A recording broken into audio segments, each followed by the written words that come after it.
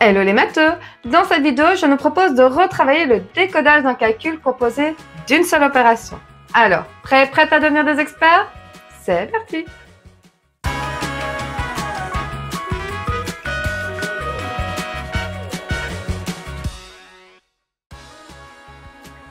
Bienvenue dans cette nouvelle vidéo de Math Expert. Aujourd'hui, nous allons apprendre à parler maths. Et oui, le langage mathématique est en quelque sorte une nouvelle langue. Et pour la maîtriser, nous devons apprendre ses codes et son vocabulaire. Autrement dit, ses notations et ses formulations. Nous allons donc apprendre la langue des nombres. Et comme d'habitude, le tout sera accompagné d'exercices pour être sûr que tu aies tout bien compris. Alors, installe-toi confortablement, n'hésite pas à prendre des notes et c'est parti pour devenir des experts. Tout d'abord, le principal. Que signifient les mots codage et décodage?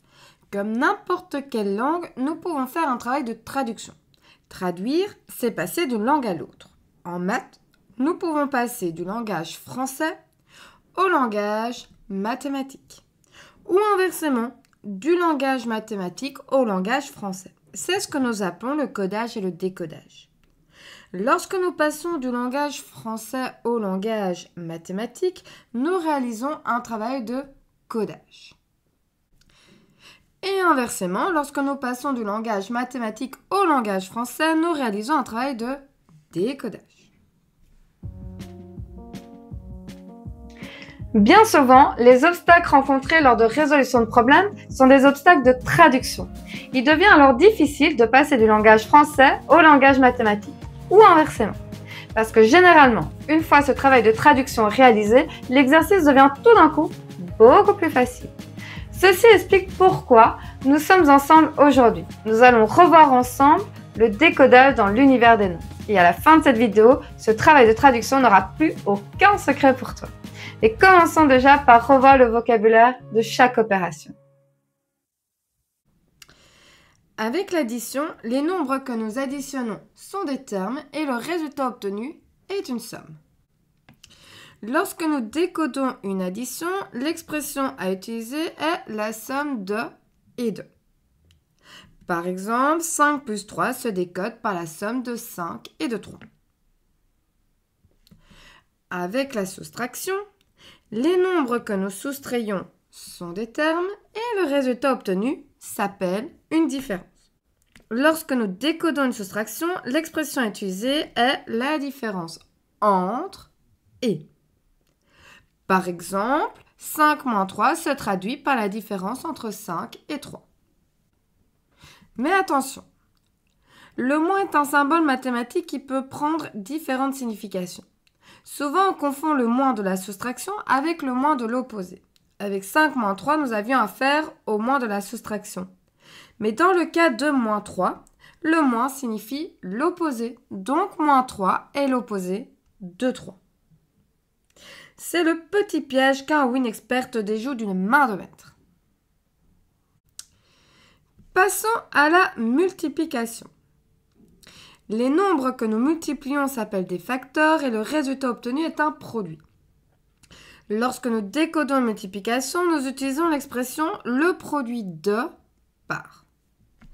Par exemple, 5 fois 3 se traduit par le produit de 5 par 3. Mais un expert et une experte peuvent aller un petit peu plus loin en maîtrisant les petites particularités de la multiplication.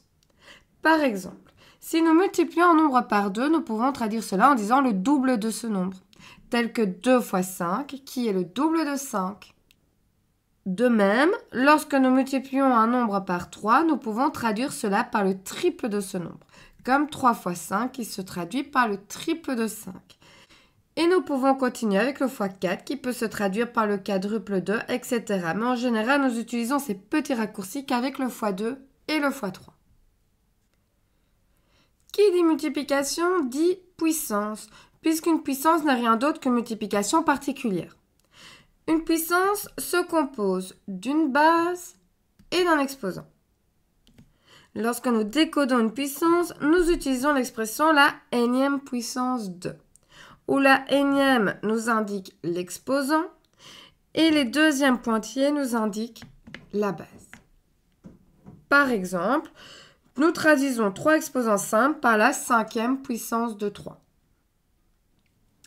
Comme pour la multiplication, il y a des petites particularités avec les puissances. Si l'exposant est 2, nous pouvons dire le carré de, comme 5 au carré qui se traduit par le carré de 5. Ou encore l'exposant 3 qui se traduit par le cube de, tel que 5 exposant 3 qui est le cube de 5. Et pour terminer, nous avons la division. Le nombre que nous divisons s'appelle le dividende, celui qui divise s'appelle le diviseur et le résultat obtenu est un quotient. Pour traduire une division, nous utilisons l'expression le quotient de par. Par exemple, 5 divisé par 3 se traduit par le quotient de 5 par 3.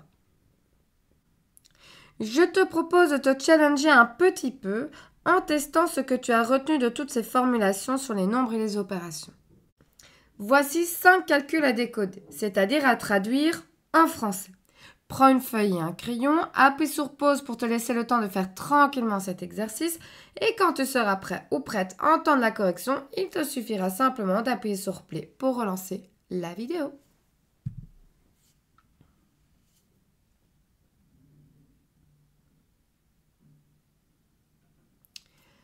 Alors, 2 exposants 6, une puissance de la base, 6 l'exposant, donc la 6e puissance de 2. 9 fois 14, une multiplication, donc le produit de 9 par 14.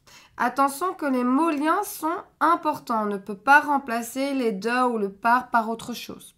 Donc c'est vraiment au mot près le produit de 9 par 14. 4 moins 3, une soustraction.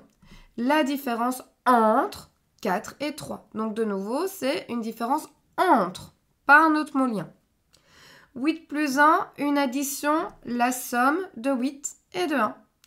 Et enfin, 28 divisé par 7, une division, donc le quotient de 28 par 7. Alors, comment cet exercice s'est-il passé pour toi? N'hésite pas à partager tes impressions en commentaire, car c'est tous ensemble que nous parviendrons à devenir des experts. D'ailleurs, si tu as du mal à retenir toutes ces expressions, tu retrouveras dans la description de cette vidéo une synthèse, des fiches interactifs, des quiz interactifs pour t'aider à les mémoriser. Et aucune obligation d'avoir un ordinateur, puisque tous ces outils sont également accessibles via ton smartphone. En attendant, je nous propose d'en rester là pour te laisser le temps de tout mémoriser. Et nous nous retrouverons dans la prochaine vidéo pour atteindre le niveau 2 dans la maîtrise du décodage d'un calcul.